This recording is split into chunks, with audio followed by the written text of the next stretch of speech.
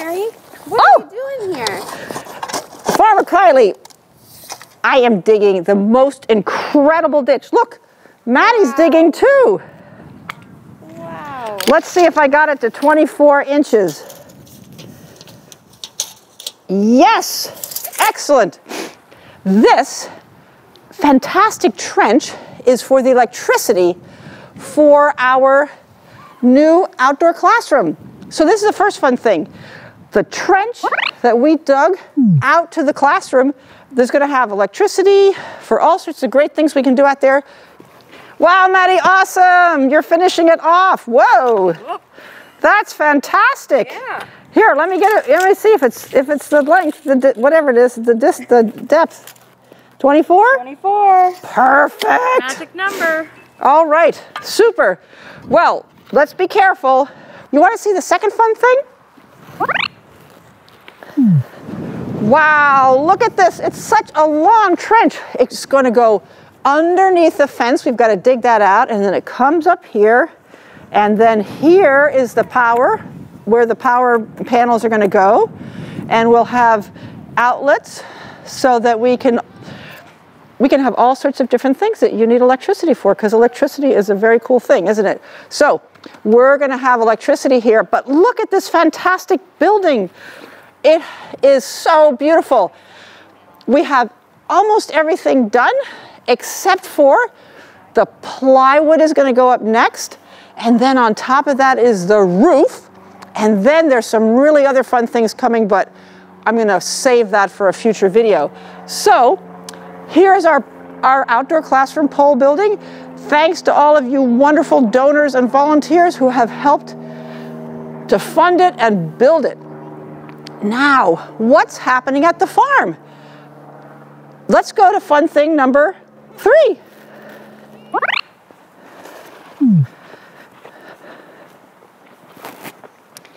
Now, the third fun thing is cover crops. Cover crops are a fantastic way that we can put the garden to bed in the winter and also make sure that we're restoring the soil. This is a mixed cover crop.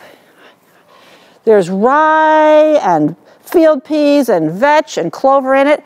And what that cover crop does, it holds the soil, retains the nutrients, make sure no weeds grow because it crowds them all out. And then in January, February, we're going to turn it over, and all that cover crop is going to turn to fantastic organic matter, which is going to nourish our soil. So this right here is a wonderful rye cover crop that the families have been putting out. And then we also have cover crop seeds here that you can't see because they got covered up with a layer of compost so that they'll be kept moist as they sprout. Now, over in the circle beds, we have some field peas growing. Let's go see them. Oh, and here's some other cover crop, a little younger, right here. Goodness gracious. Look at our circle beds. It's fall. Everything is dying back. Look, the sunflowers are all gone. The cucumbers, there's a few hanging there, but they look pretty bedraggled, don't they? Because it's so cold for cucumbers. Ah, the corn is gone.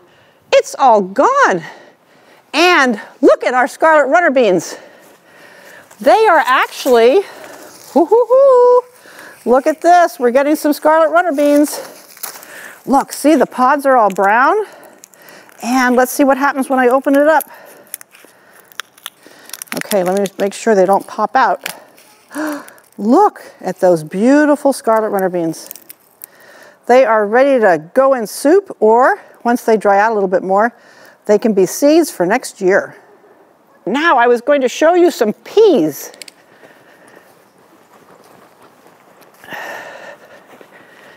We have these peas underneath this floating row cover because the birds decided that they were very delicious and they were pulling them all out. But look, these are our wonderful little field peas. See, right there? And what's great about field peas is not only do they bring nitrogen to the soil because they're a legume, but when they're young, we can eat them. Now, let's see. Let's go to our fourth fun thing, which is all the mulching we're doing. Now, some beds we cover crop, but some beds we mulch.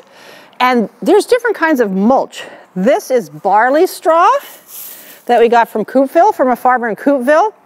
And mulch is also really, really good to put on your garden beds in the winter. It will stop the weeds, and as it decomposes, the little worms come up and they eat it, so it helps bring fertility to your soil. And the beds that we mulch are the ones that we're going to plant really early. So if we cover cropped them, the cover crop wouldn't have time to decompose. So these are going to be early pea beds and early lettuce beds and early kale beds. So this is straw mulch, and we have another really special mulch I want to show you. Wow, now what the heck is all this on our hillside? This is another kind of mulch, very special. Can you guess what it is? Look at that. Can you guess what that is? That is seaweed. And we got it at the Maxwelton Beach.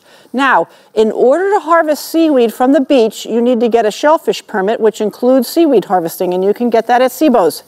Then you can go to the beach, and at high tide after a storm, you can collect seaweed. Now, what we do with our seaweed is we'll put it on the bed where we're going to plant our garlic. And then we're going to put a layer of the mulch on, the straw mulch, and then we're going to plant our little garlic cloves in that. We'll show you that later. And it's going to be fantastic fertility for the bed. It brings in lots of micronutrients.